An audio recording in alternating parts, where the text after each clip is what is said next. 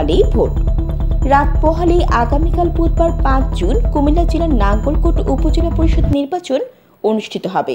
ইতিমধ্যে সব ধরনের প্রস্তুতি সম্পন্ন করেছে নির্বাচন কমিশন। মঙ্গলবার 4 জুন দুপুর 1টা থেকে কেন্দ্রে কেন্দ্রে পাঠানো হচ্ছে ব্যালট বাক্স সহ নির্বাচনী সরঞ্জাম। তবে নির্বাচনকে অবাধ, সুষ্ঠু, নিরপেক্ষ ও গ্রহণযোগ্য করতে ব্যালট পেপার পাঠানো হবে বুধবার সকালে। এদিকে নির্বাচনী মাঠে কাজ করবে নির্বাহী ম্যাজিস্ট্রেট 25 জন, স্ট্রাইকিং ফোর্স 4টি, 4 প্লাটুন বিজিবি, মোবাইল টিম 30টি, এছাড়া বিপুল সংখ্যক পুলিশ এবং আনসার সদস্য মোতায়েন রয়েছে। 16টি ইউনিয়ন ও একটি পৌরসভা সহ 114টি ভোট কেন্দ্রে ভোট গ্রহণ হবে। মোট ভোটার সংখ্যা 3,35,741 জন। এর মধ্যে পুরুষ ভোটার 1,73,290 জন ও মহিলা ভোটার 1,62,450 জন, হিজড়া 1 জন। উপজেলা পরিষদ নির্বাচনে চেয়ারম্যান পদে নাজমুল হাসান বাসির পেয়েছেন দোয়াত কলম প্রতীক। যথাক্রমে নাঙ্গলকোট উপজেলা পরিষদের সাবেক ভাইস চেয়ারম্যান আবু ইউসুফ ভুইয়া আনারস ও স্বতন্ত্র প্রার্থী মাজহারুল ইসলাম সুপু কাপ পিরিচ। মহিলা ভাইস চেয়ারম্যান পদে কুলসুম আক্তার হাঁস ও হাজেরা বেগম হীরা কলস, তারিন আক্তার ফুটবল প্রতীক।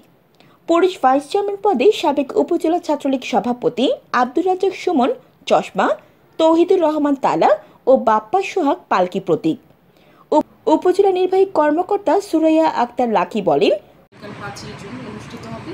এই উপলক্ষে ইতিমধ্যে আমাদের আইন শৃঙ্খলা বাহিনীর যে সকল সদস্য আছেন তারা অলরেডি উপজেলা অবস্থান করছেন এবং আমরা কিছুক্ষণ আগে একটি ব্রিফিং সম্পন্ন করেছি। যে সকল আনসার এবং পুলিশ টিম যারা 114টি কেন্দ্রে বিভিন্ন দায়িত্ব পালন করবেন তাদেরকে আসলে আমরা ব্রিফিংটা সম্পন্ন করেছি এবং তারা আজকে বিকেলেই সংশ্লিষ্ট প্রিজাইডিং অফিসার তাদের মালামাল সহ কেন্দ্রে চলে যাবেন এবং আজকে রাতে সেখানে অবস্থান করবেন এবং আগামীকাল আমাদের সকাল 8টা থেকে বিকেল 4টা পর্যন্ত বিরতিহীনভাবে ভোট গ্রহণ অনুষ্ঠিত হবে।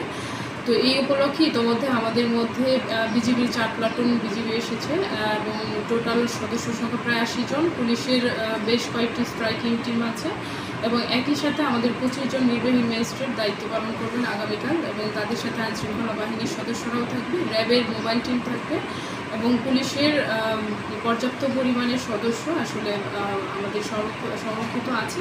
তো আমরা আশা করছি একটি সুষ্ঠু, সুন্দর এবং অবাধ নিরপেক্ষ নির্বাচন আমরা উপহার দিতে পারবো।